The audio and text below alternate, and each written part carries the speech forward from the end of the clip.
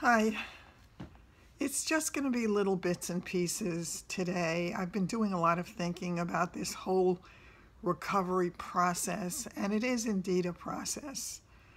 It is not linear by any means.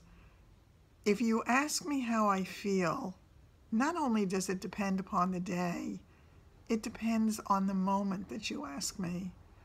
My emotions are all over the lot. There are times I can cry at the drop of a hat. I got really upset the other day because my router finally came. And they had said it was so easy. Just plug it in, plug and play. It'll walk you right through it. Well, not.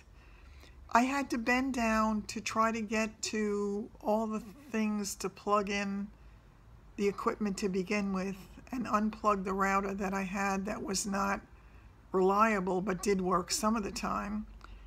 I finally got on with customer service, and he said to me ultimately that I needed to take my computer, which was now not online at all because I had taken it off the old router, and to plug the television directly into my modem.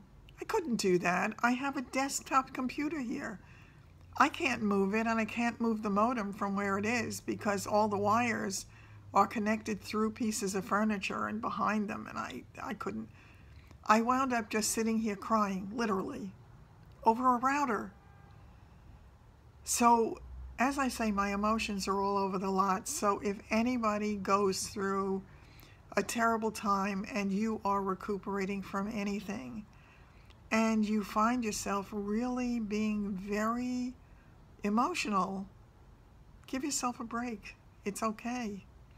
I have discovered that if I don't allow myself to get too upset at the moment that I'm having the feeling, I know that if I wait a few hours, it could pass and it could get better. I mean, I also was feeling extremely tired. My leg feels more vulnerable. The wound is definitely looking a whole lot better. It's much smaller. I just pray it doesn't close on the outside till it closes on the inside, so I don't have to worry about any new pockets of fluid forming. And I just want to get well. I want to be on the road. I need to get out and walk around as much as I can, because when I can walk, I can drive a little bit. And I need to drive because I am at the mercy of whoever can help me. And if they're not around to help me, I feel so lost. So it's hard.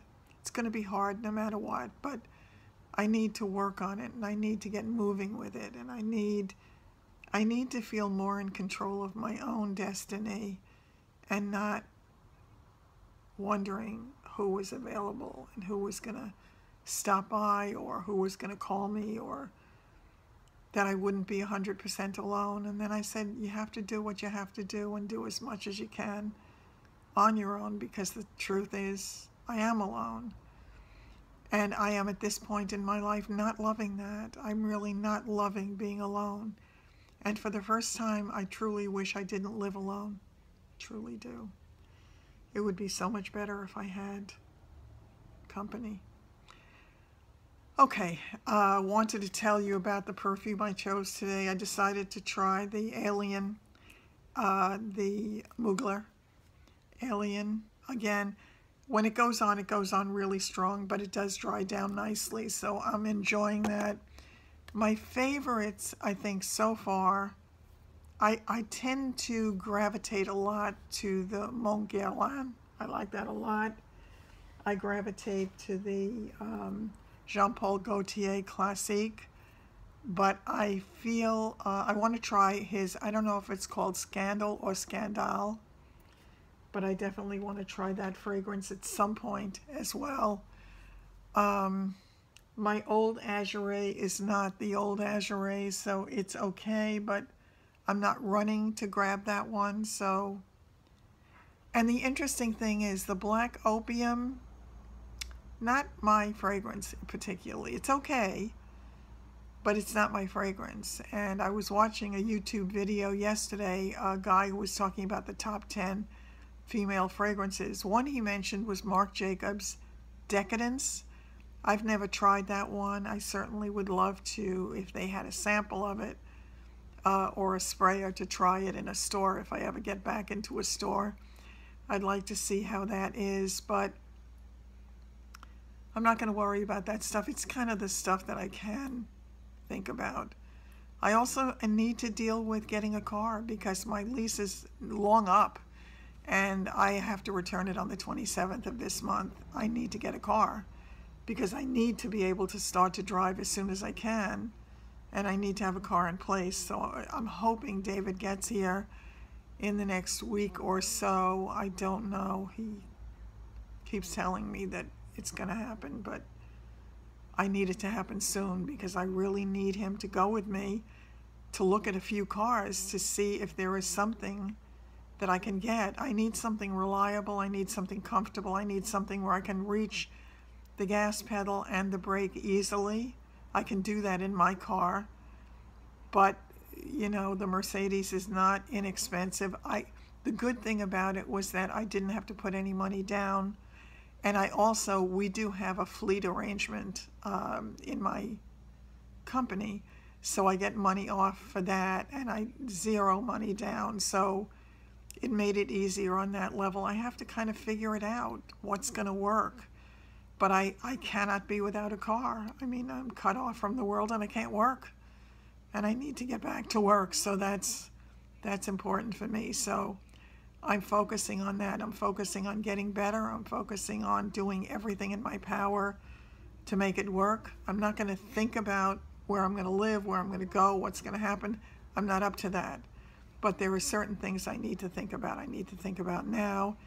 And I need to get my dogs back soon. And that's I can't wait. And I'm scared to death at the same time because the dogs, if they jump, if they hit that bad leg, are they going to knock me over? Are they going to hurt my leg? Is it going to compromise my healing? It's scary stuff. On the other side of the coin, I miss them and they really need to come home. So I have to see if I can do that by the end of the month, because that's when the wonderful woman who has fostered them for me needs to have them out of her house by the end of the month. So once again, I've got a lot of time pressure things, and any kind of pressure is not good when you're going through this kind of thing, and you need to have all your reserves just for the healing process. So I have to work on that. I really have to work on that. I'm going to cut this a little bit short today.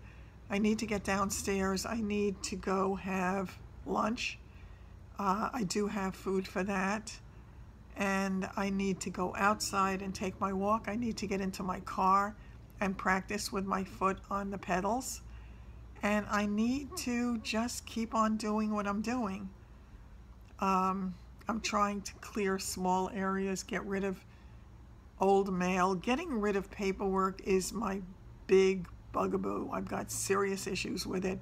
If anybody has any great ideas for how to do it, let me know. I took a whole box full of mail that I ordinarily would have kept and filed and never looked at again, and I shredded it. I didn't scan it. I didn't do anything. I shredded it and I got rid of it. And I said, I have to start to do that. I need to pare down because there's just too much stuff in my world. I need to get rid of a lot of the stuff. So that's it for now. I'm going to try tonight or later in the day sometime to do a live for sure, because I want to do it. I'm feeling that I need the connection, and I really feel that a lot of you enjoy it too when it's not torturous. I told them with the new router that I was sending it back because I was so frustrated, and I wonder now if I made a mistake saying that, but I can't set it up. So I need to either get one from a store where they will come and set it up, Or if my son, if I knew for sure he were coming, then I could keep it temporarily and see if I can set it up and if it works. But the frustration was just so bad. I mean, I literally sat here and cried. And I said, I'm crying over a router. But that's where I am, and that's where my emotions go. So on that note, I'm all dressed up. I am ready to have my lunch, get out of the house, and come see you later in the day, hopefully. Take care. I hope you're having a great day, and I'll see you. Love you all.